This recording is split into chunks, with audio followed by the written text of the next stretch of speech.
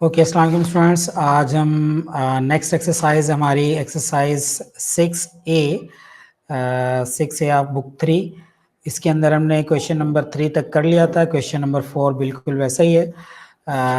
हम intermediate level के question देखते हैं। देखें क्वेश्चन नंबर 7 अगर हम देखें इसमें, तो द पॉइंट्स P है आपके पास 2, -3, Q है 3, -2 एंड R है यहाँ पे 8, Z आर कोलिनियर। ठीक है, तो यहाँ पे मैं कोलिनियर को एक्सप्लेन करना चाहूंगा कि कोलिनियर क्या होते हैं। देखिए, कोलिनियर से मतलब होता है वो पॉइंट्स जो कि एक लाइन के ऊपर है उनको हम नाम देते हैं कोलिनियर। ठीक है, so that is they lie on a straight line. अच्छा, अब जब स्ट्रेट लाइन के ऊपर है तो स्ट्रेट लाइन पे होने का मतलब क्या है? स्ट्रेट लाइन पे होने का मतलब ये है कि उनका ग्रेडियंट सेम है। ठीक है, ऐसी ही चीज मिलती जुलती चीज क्वेश्चन नंबर 6 में भी है कि point P Q and R I have coordinates this and this, ये कोऑर्डिनेट्स दिए इनके।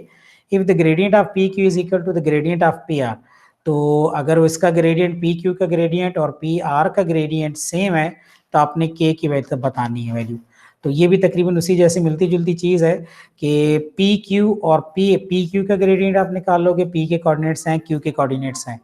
तो पी और क्वेश्चन नंबर 6 अगर मैं एक्सप्लेन करूं साथ साथ मैं वो भी बता रहा हूं, तो पी क्यू का जो ग्रेडियंट आएगा इन टर्म्स ऑफ के आएगा। ठीक है, और दूसरा है पी आर।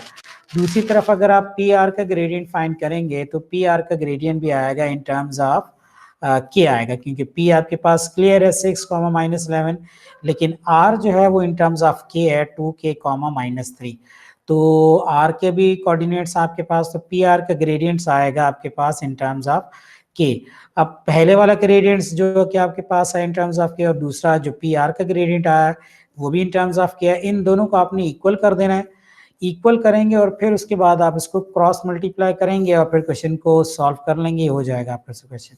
ठीक है, क्वेश्चन नंबर 7 देखें। 7 जो मैं आपको बता रहा था, कोलिनियर होते हैं। तो कोलिनियर से मतलब ये है कि उनका ग्रेडियंट सेम है, मीन पी क्यू का ग्रेडियंट और क्यू आर का ग्रेडियंट आपस में सेम है। तो ये मैं भी आपको करके दिखा देता हूँ। क्वेश्चन नंबर 7 है कि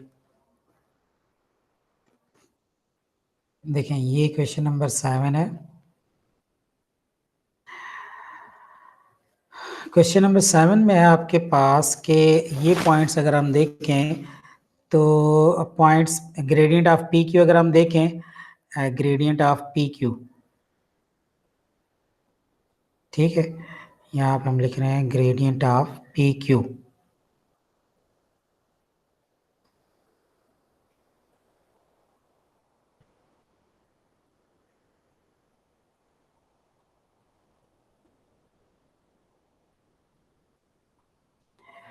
ग्रेडियंट ऑफ पी क्यू अगर हम बात करते हैं इधर, तो ग्रेडियंट ऑफ पी क्यू आएगा आपके पास इन टर्म्स ऑफ, जब वो चेक कर रहे हैं आप तो ग्रेडियंट ऑफ पी क्यू होगा इधर,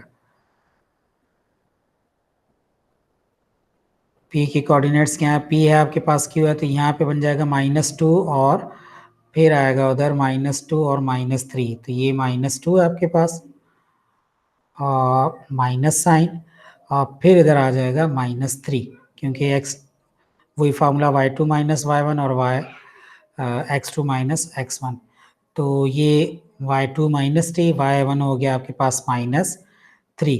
तो बीच में माइनस जो आ रहा है ये फार्मूले का माइनस आ रहा है, -2 और -3 अपॉन x2 - x3। तो x2 की जगह आया 3 और -2, तो ये हो जाएगा 3 -2।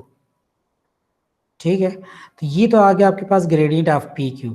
ये ग्रेडियंट ऑफ पी क्यू कितना आएगा? ये आएगा आपके पास -2 + 3, तो 3 - 2 बन जाएगा +1, और 3 - 2 जो अगर करें तो वो भी 1 है। तो 1/1 मीन सिंपल आपने इसको कह देना है कि ये 1 है। तो मैं यहाँ पे इसको लिख देता हूँ, ये सिर्फ आपको समझाने के लिए लिखा है 2 दफ़ा, नीचे भी 1 लिख दिया मैंने। तो इसको सिंपली आप कहें दे कि ग्रेडियंट ऑफ पी क्यू आ गया 1। अब उसके बाद क्योंकि कोलिनियर है तो तीनों पॉइंट्स मीन पी क्यू का ग्रेडियंट, फिर पी आर का ग्रेडियंट और फिर क्यू आर का ग्रेडियंट ये सेम है। कोई से दो ग्रेडियंट आप ले लें, आपने एक ग्रेडियंट ले लिया पी क्यू का, दूसरा आपकी चॉइस, आप पी आर का भी ग्रेडियंट ले सकते हैं और क्यू आर का भी ग्रेडियंट ले सकते हैं।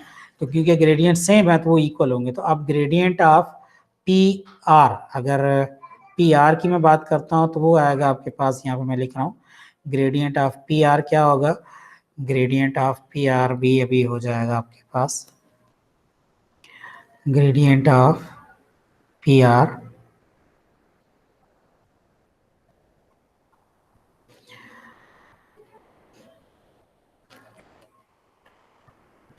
देखें, ग्रेडियंट ऑफ ये हमारे पास आ जाता है ग्रेडियंट ऑफ पी क्यू के बाद ग्रेडियंट ऑफ पी आर। सो यहाँ पे अगर हम देखें तो ये चीज़ हमारे पास आ जाती है कि ये ग्रेडियंट ऑफ पी आर कितना आता है आपके पास, अगेन पी के कोऑर्डिनेट्स हैं आपके पास, आर के भी कोऑर्डिनेट्स हैं आपके, पी और आर। तो आर के अंदर अब ये x2 y2 है तो z माइनस माइनस 3 हो जाएगा, तो हम यहाँ पे लिखेंगे z माइनस साइन और फिर -3, ठीक है ना, z माइनस साइन और फिर -3 हो जाएगा, ये z माइनस साइन और फिर -3। फॉर्म एक दरम्यान में जो माइनस है ये फॉर्मूले का है, जो कि अभी आपने पिछले क्वेश्चन मैंने आपको बताया था कि ग्रेडियंट का फॉर्मूला क्या होता है, y2 माइनस y1, ये माइनस फॉर्मूले का है। तो ये हो गया z माइनस और -3, फिर 8 माइनस 2, तो ये आ गया आपके पास नीचे 8 माइनस 2। अब अगर आप ये देखो तो ये क्या बन जाता है, z माइनस और -3 बन जाता है z प्लस 3 अपॉन 8 माइनस 2 बन जाता है, एक तो आ गया z प्लस 3 और दूसरा है 8 माइनस 2 का मतलब होता है 6, सो z प्लस 3 अपॉन 8 माइनस 2 का मतलब आ जाएगा आपके पास 6। तो मैंने ये लिख दिया z प्लस 3 अपॉन आ गया ये 6, ठीक है जी। अब ये दोनों ग्रेडियंट अगर सेम है तो दोनों ग्रेडियंट सेम होने का मतलब ये है कि कोलिनियर है, तो अब हम ये लिखेंगे कि इन दोनों के ग्रेडियंट सेम है, मीन 1 इज इक्वल टू, ये आ जाएगा 1 is equal to z plus 3 upon 6, तो मैंने ये लिख दिया z प्लस 3 अपॉन 6, ये अपॉन 6 है।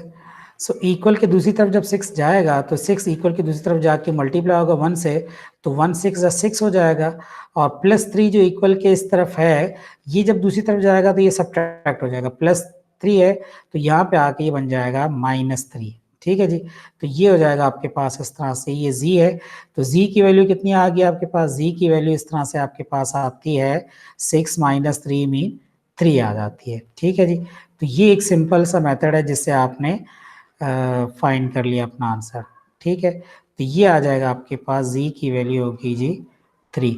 आई होप कि यहाँ तक समझ में आ गया होगा।